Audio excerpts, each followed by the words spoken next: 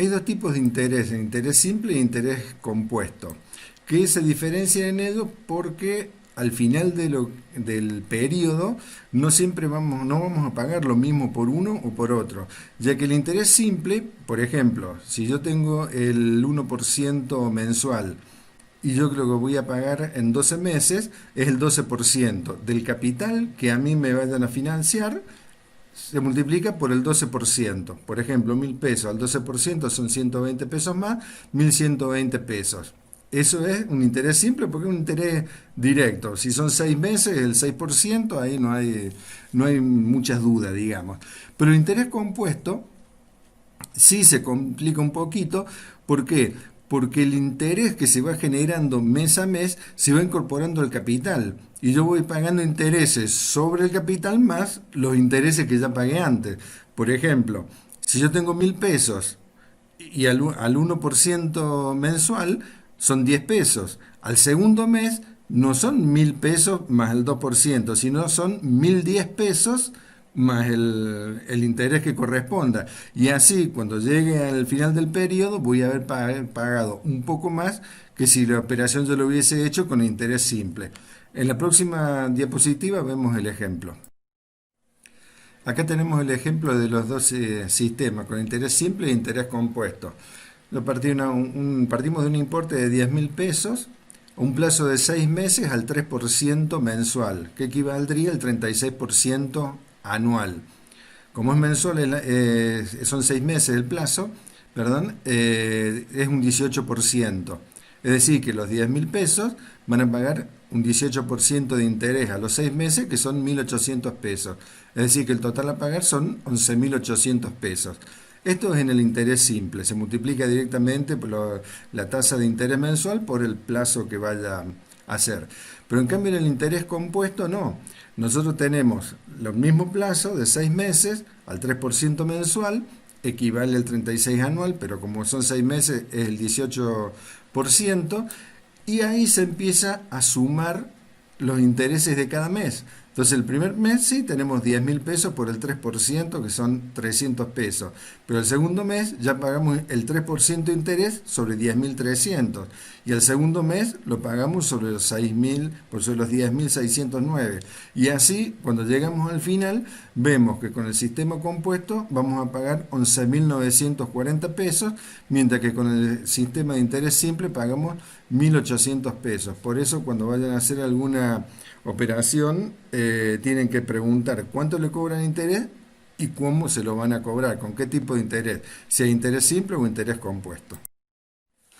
Bueno, y aquí tenemos algunos conceptos que vamos a tratar de aclarar porque se presentan muchas veces cuando vemos los intereses, que nos dicen interés nominal, interés real, tasa efectiva y todas esas cosas que saben venir generalmente, uno lo puede corroborar ahora con el tema de los resúmenes de cuentas de las tarjetas, que al final no sabe dónde está parado.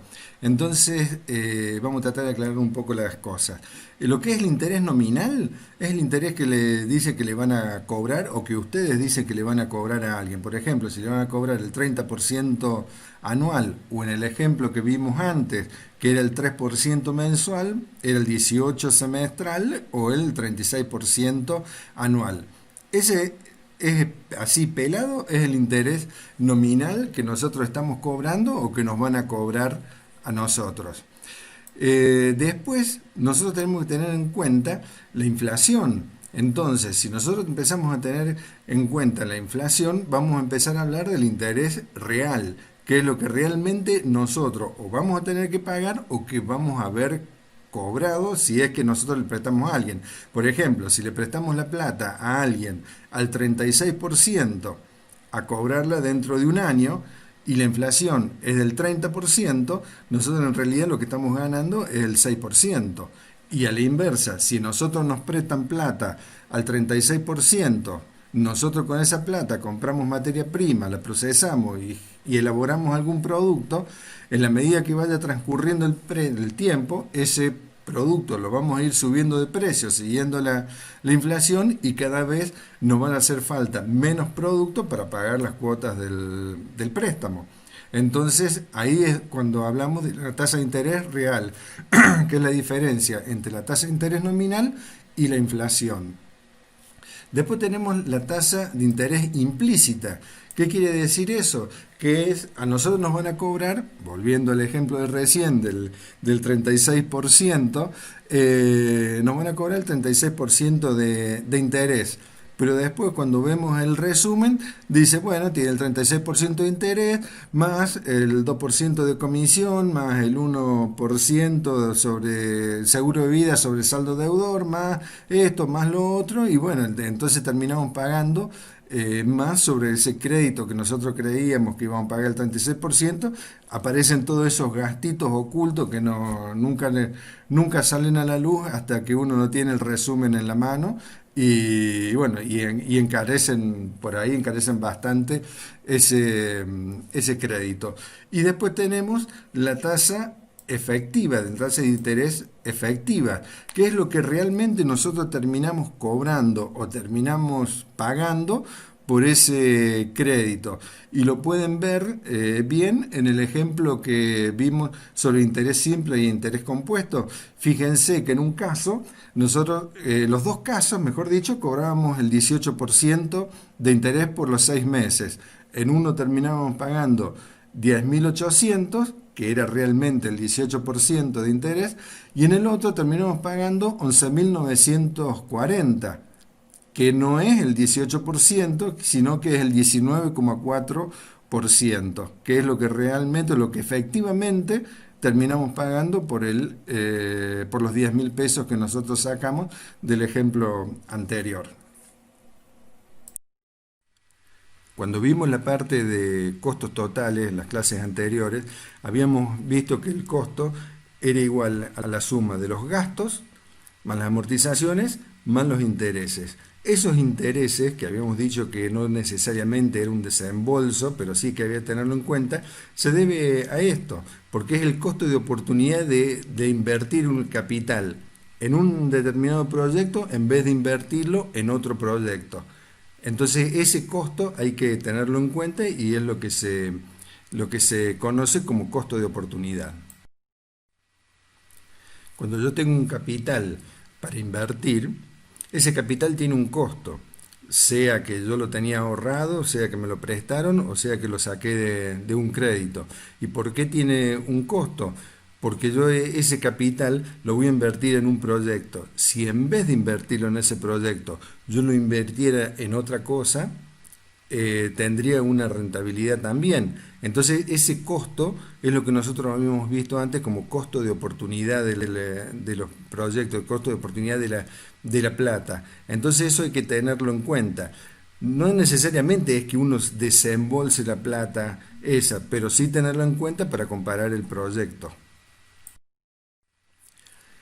Nosotros estuvimos viendo todo lo que era el crédito, el acceso al crédito, los tipos de crédito que teníamos, los instrumentos para financiarnos, los sistemas para calcular los créditos, sistema alemán, sistema francés y los plazos, corto, mediano o largo plazo. Ahora lo que vamos a tratar de ver es, una vez que tenemos el acceso al crédito y sabemos de cuánta plata vamos a disponer, nosotros vamos a tener un proyecto donde queremos invertir esa plata y lo que tenemos que determinar o tratar de determinar es si ese proyecto es viable en el tiempo y si realmente me va a producir la ganancia que yo estoy esperando. ¿Eso cómo lo hacemos? A través de la VAN, que es el valor actual neto, y de la TIR, que es la tasa interna de retorno, que es lo que ahora vamos a empezar a desarrollar. Cuando nosotros vamos a hacer una inversión, hacemos una proyección de nuestros ingresos y egresos a lo largo del tiempo y llegamos a un resultado. Pero ¿qué pasa? Ese resultado lo tenemos en un horizonte de 3 años, 5 años, 10 años. Entonces, ¿cómo hacemos para saber si la plata que nosotros nos va a estar entrando de acá a 5 años, digamos, es realmente va a tener valor, o si yo la puedo comparar con algo de lo que tengo ahora? ¿Cómo hago para saber eso? Entonces ahí es donde empezamos a ver lo que es el flujo de efectivo descontado, que es medir los ingresos y los egresos de efectivo de un proyecto como si ocurrieran en un solo punto del tiempo, de manera que puedan compararse apropiadamente. ¿Qué quiere decir eso? Supongamos que ustedes van al banco o se hacen de plata de alguna forma. Tienen la plata hoy para invertir. Se sientan con una lapicera, la computadora, hacen el proyecto, calculan cuánto van a ganar. Ustedes tienen los costos hoy y hacen todas las cuentas con los valores de hoy. Entonces tienen que traer ese valor futuro que ustedes calcularon, esa ganancia futura, la tienen que traer al día de hoy para poder compararla. Y eso es lo que vamos a calcular con la BAN. La idea de hacer un proyecto, de encarar un proyecto, es que uno invierte plata hoy con la idea de recibir una mayor cantidad de plata en el futuro. Pero ¿qué pasa? Un peso hoy vale más que uno en el futuro. Entonces tenemos que hacer esa comparación para poder saber si nos va a ir bien o nos va a ir mal. Y para eso tenemos que hacer un análisis de los flujos de fondos, de los ingresos y egresos, y eso es lo que ustedes vieron en las clases anteriores, por ejemplo, cuando vieron lo del presupuesto. ¿Se acuerdan que ustedes hacían los presupuestos? Los presupuestos duraban un año, pero bueno, ustedes pueden hacer presupuesto para el año 1, presupuesto para el año 2, para el año 3, y así van viendo cómo les va a ir con su proyecto, y de esa forma, cuando lleguen a un resultado, tratar de compararlo con las condiciones actuales. Ahora vamos a ver la BAN, que es el valor actual neto. ¿Qué quiere decir esto? Que nosotros calculamos cuáles iban a ser nuestros ingresos futuros y esos ingresos futuros lo vamos a traer al día de hoy para compararlo con nuestro capital inicial y con lo que tenemos ahora para saber si es realmente rentable o no lo que nosotros queremos hacer. Partimos de un capital inicial, vamos a tener una rentabilidad futura y esa rentabilidad futura la traemos al presente para saber si realmente nos conviene o no nos conviene hacer el proyecto. Entonces nosotros con la fórmula anterior podemos traer un valor futuro, lo traemos al presente, que eso es lo que habíamos dicho que era la BAN, que era un método para calcular la utilidad o la pérdida monetaria neta de un proyecto, al descontar todos los ingresos y egresos futuros en efectivo de cada periodo de tiempo y utilizando una tasa de recuperación que generalmente esa tasa está calculada en un 14%, que es lo que utilizan las empresas. Esa tasa es un poco arbitraria. ¿Por qué? Porque nosotros hacemos un proyecto. Nosotros en un proyecto, supongamos que sea un proyecto de 5 años.